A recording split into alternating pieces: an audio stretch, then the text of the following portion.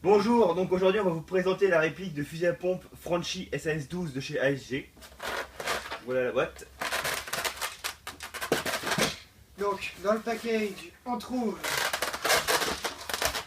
3 cartouches, enfin 4 cartouches de 30 billes ABS, full ABS. Nous on en a plus que 3 parce qu'on en a perdu une. Le porte-cartouche, on vous expliquera après un de ces petits problèmes. Et un... Et un biduloader. Voilà, c'est normal quoi. Tout le monde connaît le biduloader.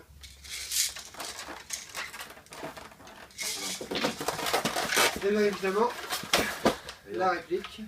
J'ai pas eu la réplique. Donc c'est de l'ABS. Hein. Oh merde. Donc maintenant on va parler un peu de ces...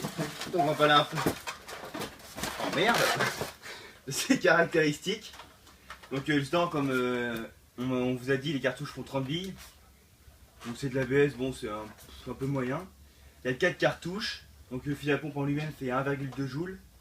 Donc ça équivaut à peu près à une portée de 40 mètres utile donc en visant. Et 50 mètres max. C'est de l'ABS résistant. Assez solide quand même, même au niveau de la pompe on n'a pas eu de problème. C'est un canon intérieur métal.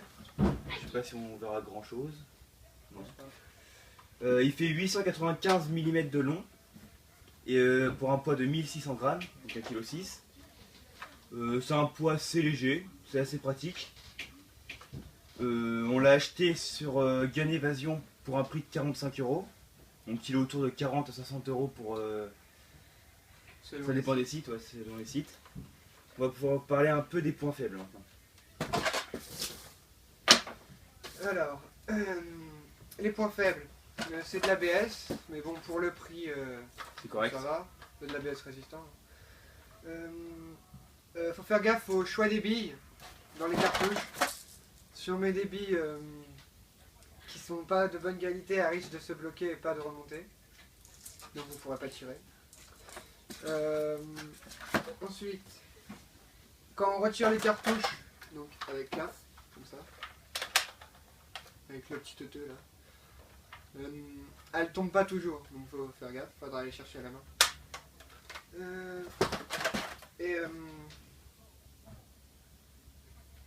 Voilà. Et le porte-cartouche aussi. Ah oui, j'ai oublié le On va arrêter là. Voilà. Donc on le met ici, là, il y a un petit endroit exprès. Donc là, ça tient et appuie. Ça t'a plu. Donc si vous êtes en forêt et que vous courez, bah, vous perdez vos cartouches. Et pour les retrouver en forêt, bah, faut être courageux. Hein. Donc on a oublié un petit point aussi, c'est de parler un peu des endroits. Donc, par exemple la crosse, elle a 4 points. 4 points. 4 positions.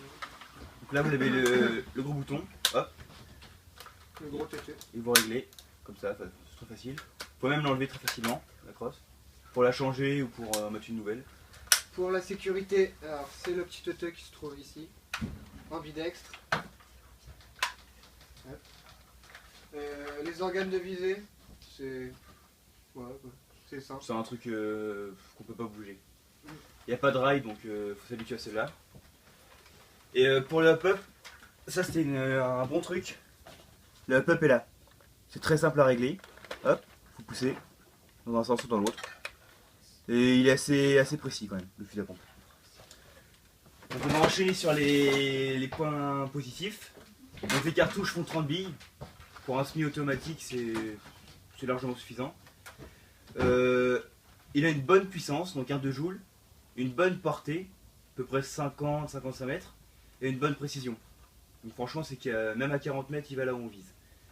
Et on peut retirer la crosse, comme on vous l'a dit avant, pour la changer, pour mettre une nouvelle, ou un nouveau style même, ça peut arriver. Et il y a aussi des attaches sangles. Donc un attache sangle là, un attache sangle là, pour gauche ou pour droite. C'est à vous de voir. Je crois que c'est tout. Bah, on peut donner nos avis. Bah, moi je l'ai utilisé une fois en partie, puis il est vraiment bien précis. Il est léger, il s'accroche pas dans les branchages ou des trucs comme ça. Il est pas si long, il est pas trop long. Bah, c'est tout. Il est assez fiable. On se retrouve pour le test de tir. Putain, dégagez, vous bordel!